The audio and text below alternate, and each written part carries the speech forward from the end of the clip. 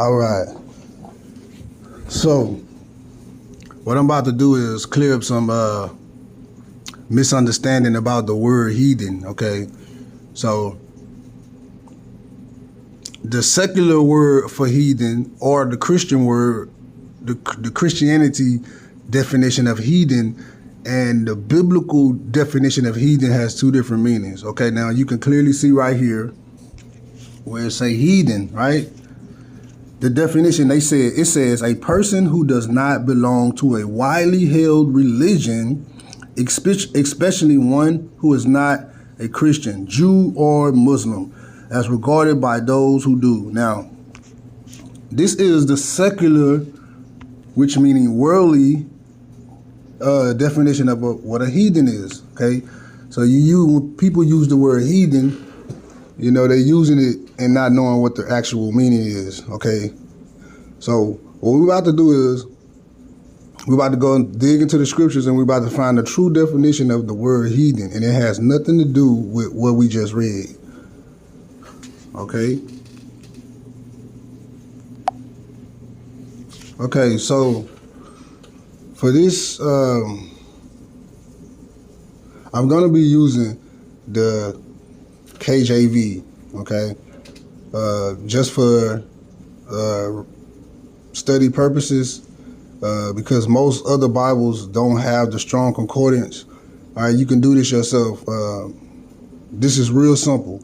All right, when you download Bibles, get you a Bible with a strong concordance. What is the strong concordance? The strong concordance show you the Hebraic meaning of certain words, because the Bible was written in Hebrew, not English, okay? Nor Greek. It was written in Hebrew, okay? So the strong concordance helps you study, all right? It gives you the origin of the word that you're actually reading, and you're about to see that. All right, so now we know heathen. We just read the definition of heathen in the English, right? Or secular, meaning the worldly or government or religious definition of heathen. All right, now watch what the Bible says a heathen is. Okay, so here we go. I'm going to type in, I'm showing you so you can do this yourself, heathen, right? I'm going to hit search. Okay, we got to wait till this little ad pass by. Okay. All right. Now look. Let's look at Leviticus 26 and 33. Look what the Most High said. He says, I will scatter you among the heathen, and will draw out a sword after you, and your land shall be desolate, and your cities a waste. Who he's talking to? He's talking to the Israelites. Okay, we're going to click that. We're going to go to the bottom left screen. We're going to hit the strong concordance. Now let's click on that word heathen. It's the Hebrew word. The source is H1, H1471. We're going to click on it, and then what does it say? Goy. Goy. Okay, now let's read the definition of it. Rarely shortened, apparently from the same root as H1, H1465, in the sense of massing a foreign nation, hence a Gentile. Also figuratively, a troop of animals or a flight of locusts. Gentile, heathen, nation, people. Okay, now that we know what that means, we got to use it in context. Is he talking about a people? Is he talking about a nation? Is he talking about animals? Let's look again, verse 33. And I will scatter you among the heathen, and will draw out a sword after you, and your land shall be desolate, and your cities a waste. Now, what is the Most High doing? He's punishing the Israelites. He's punishing his people. Why is he punishing his people? For disobedience. All right, let's look some more. Let's look at some more. Now look. Look at the bottom of the screen where it say KJV usage. Nation is used 374 times. Heathen is used 143 times. Gentiles are used 30 times.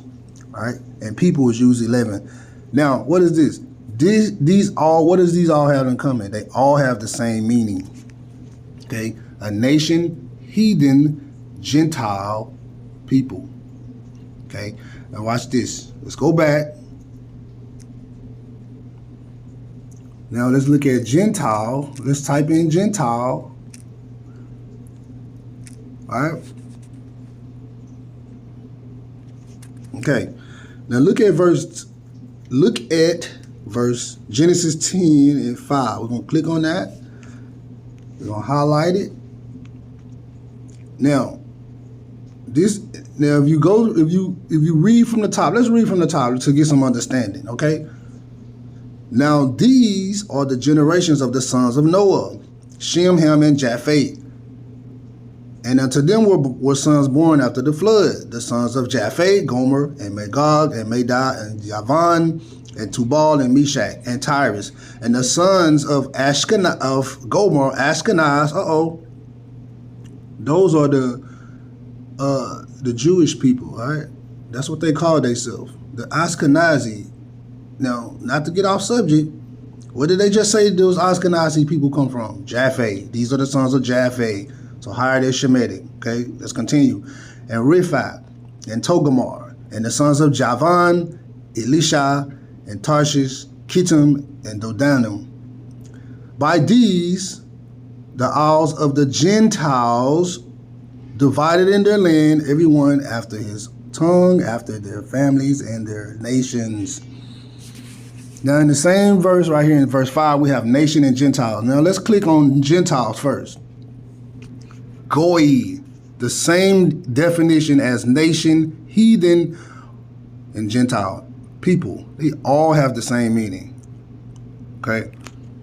Let's go back and let's look at in the same verse 5, that's highlighted in orange. Let's go at the very bottom and see where it say nations in their nations. Let's click on that. Same exact word, goyim. What is this saying? Heathens, Gentiles, and nations all have the same meaning. So when we go back to the word heathen, when the Most High said he said that he will scatter his people among the heathens, what exactly is he saying? And I will scatter you among the nations, and I will scatter you among the Gentiles. You see that? It's all mean the same. And draw you out a sword after you, and your land shall be desolate, and your cities a waste. Okay? So, what did we just learn? All right? Heathen, Gentiles, and nations has the same meaning. Okay? Now, the only people that are not considered heathens, Gentiles, is who? The Israelites. When the Most High spoke to the Israelites, he spoke to them directly as the children of Israel. All right? Let's go see.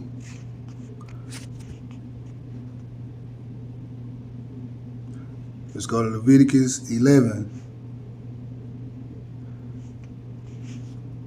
Look at verse. Now, we know that this is not the name of the Most High. Now, it's good that you hear it, because guess what? You get to see in the Bible, in the Strong Concordance, H3068, that instead of Lord, they took his name out. I mean, instead of Yahuwah, they took his name out and replaced it with Lord. It's right here in your face. Now, let's click on this. Boom. What does it say? Yahovah. Right?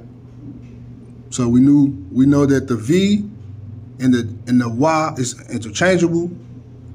All right? So it's Yod Hey Wah Hey. So it's Yahovah.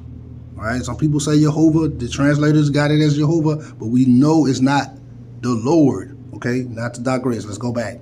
Let's read this. And Yahuwah spake unto Moshe and to Aaron, saying unto them, speak unto the who? Children of Yisra'EL. He didn't say speak to the Gentiles. Let's click on that. Children, being, that means like a son. All right, speak unto the children of Yisra'EL.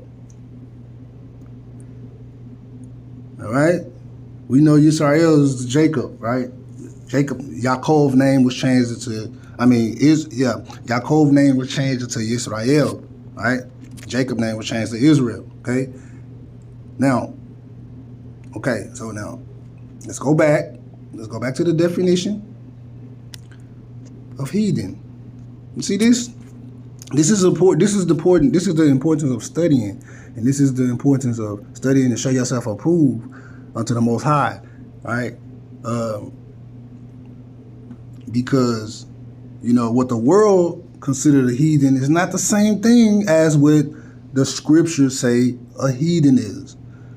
All right, that's been my time, man. Hope somebody got some understanding. Study to show thyself to approve unto the Most High. I'm out.